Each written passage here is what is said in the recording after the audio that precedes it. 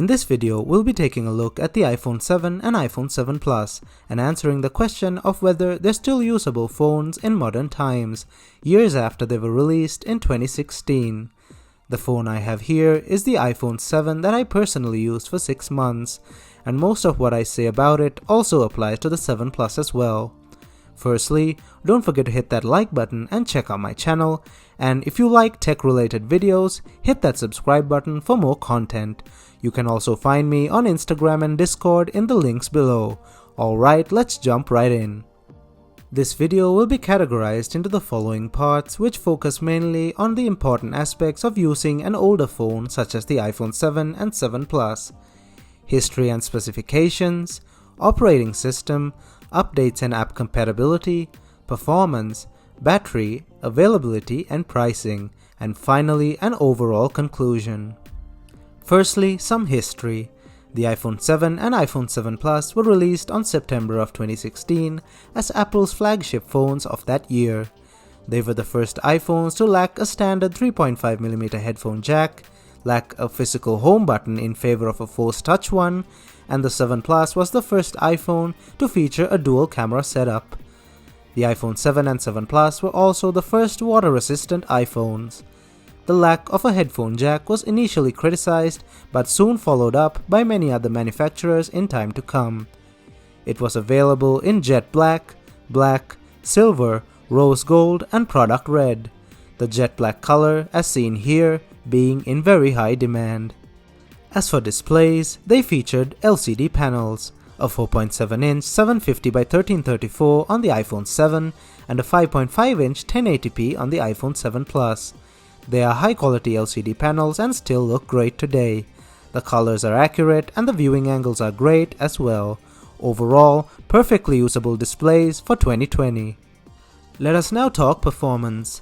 Apple's 1.4GHz A10 Fusion quad-core processor was the main processing chip on the iPhone 7 and iPhone 7 Plus.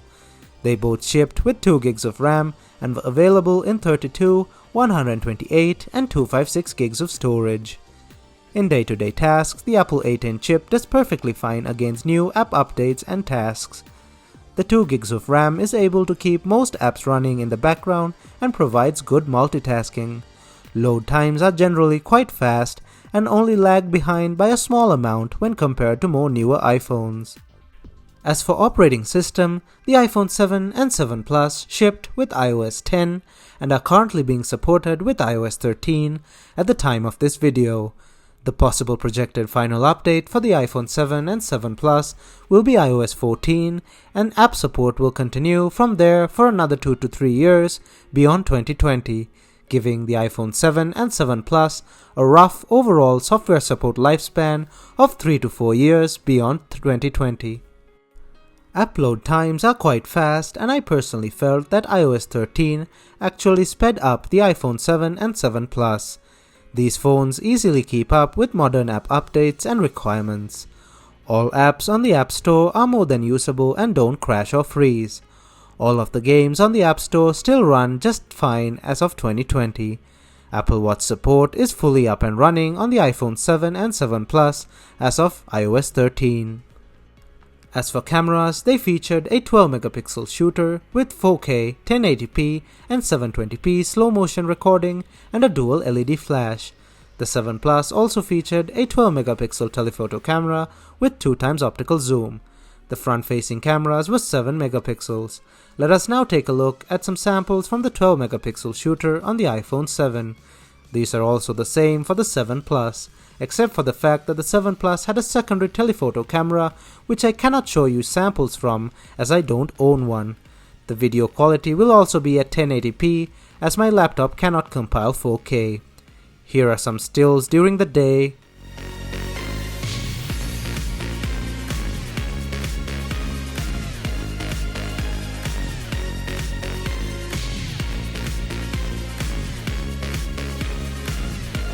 And some stills during the night. And here's some video at 1080p during the day.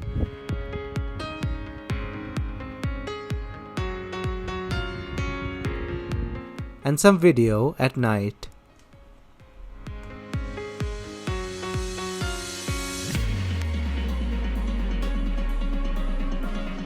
A fingerprint sensor is built into the home button for Touch ID and works decently fast. The fingerprint sensor is built into the touch-sensitive home button that does not really click and instead uses the haptic engine to make it feel as if it's actually being clicked. Buying older used smartphones always come with one major disadvantage, which is battery performance. As batteries age, they lose their ability to charge to full capacity relative to when they were new. This causes performance issues and could lead to shutdowns if the battery can no longer provide adequate power. Apple also has built-in software to slow down older iPhones in order to prevent unexpected shutdowns due to a weak battery. The one I have here has 99% of its original battery capacity and has suffered crashes due to a manufacturing defect in the battery. However, this is an isolated incident, and I know of many people who use iPhone 7s and say they work just fine. A friend of mine who uses an iPhone 7 since launch day said that the battery lasts about 3/4 of a day on regular use and half of a day on heavy use. However, older batteries can be replaced using replacement batteries from companies like iFixit or Apple themselves, but will be a bit more expensive. Used iPhone 7s and 7 Pluses could be bought from around $120 to $220 used and $250 upwards new, depending on storage options. Better deals could be had at auctions, and iPhones with boot loop issues are much cheaper and are easy to fix. However, always avoid iCloud locked phones, as they are probably stolen or lost phones and are impossible to use without the original user's account info. So for a final conclusion, I'd like to say that the iPhone 7 and 7 Plus are perfectly good phones to purchase in 2020, provided you are able to secure a good deal and if you're on a tight budget but still want an iPhone, or you just want to switch to iPhone but don't want to spend thousands of dollars on a newer flagship phone just yet. The phones are well built and reliable with good overall performance, camera quality, repairability and price. So that's it for this video. Thanks for watching, and I hope this video helped you with your purchasing decision. Please consider checking out my channel. I do a variety of tech related videos such as this, and if you like what you see, please consider subscribing. Thank you, and I'll see you guys in my next video.